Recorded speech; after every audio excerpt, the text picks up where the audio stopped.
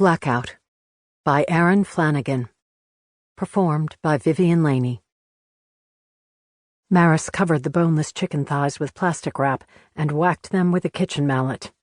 "Gross," Cody said over the sound of smacked flesh as she grabbed a cutting board from under the stove.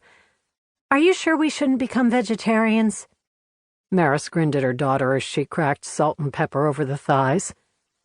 "No pepperoni pizza? No hamburgers?" She slid the thighs into the preheated oven. "What would you even eat?"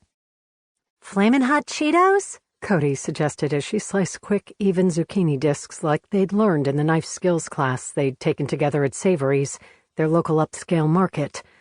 Fountains of Wayne warbled through the speakers from Cody's playlist, a band her dad had turned her on to.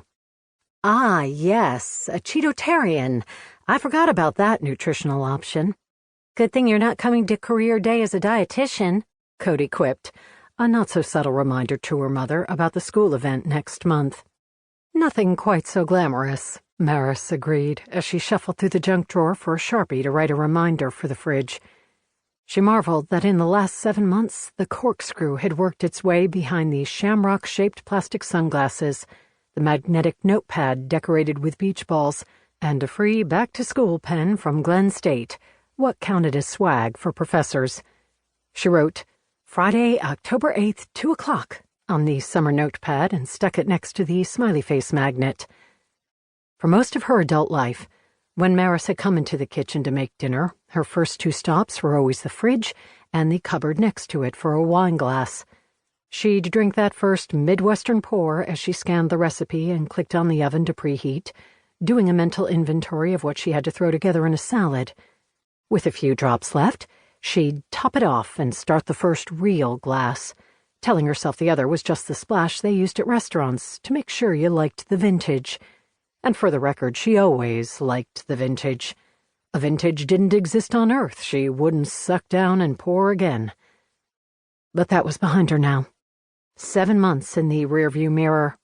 Now she made dinner with her daughter as they talked about their days, a scene so wholesome she wanted to rub it in her own parents' faces.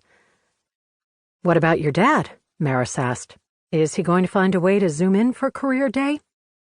He still lived in Nebraska, where Cody was born, and while lawyers were just as prevalent in Ohio, Maris thought it was sweet Cody had been so insistent he be included. "The teacher said she could connect her phone to the overhead. He'll go on before Noel." Noel Heiser was Maris's husband and Cody's stepdad. His ER schedule of 6 p.m. to 6 a.m. Thursday night through Sunday morning meant he was usually snoring away in their bedroom with the blackout curtains drawn during most of Cody's school days, but he would always sacrifice sleep if Cody asked him to. "Are you the only kid with 3 parents presenting?" Maris asked, and Cody snorted. "Please, there's a kid in my class with 5. 3 doesn't even make the leaderboard." It felt good to be joking in the kitchen after weathering the past 7 months.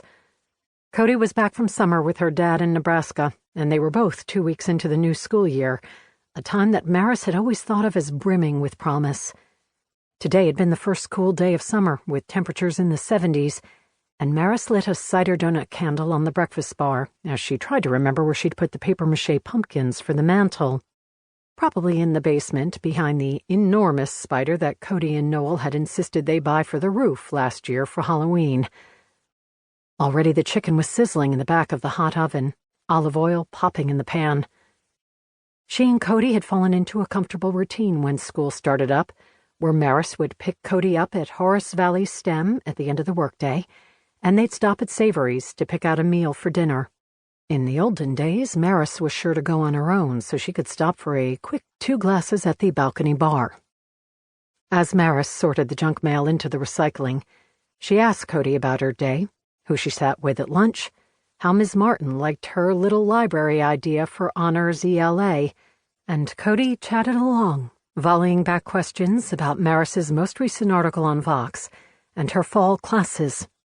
Since February, Maris had done damage control on her relationship with her daughter, not wanting to bother Code with her problems, so she smiled brightly and didn't mention the devastating meeting with her department chair, the less-than-stellar results of her tenure vote.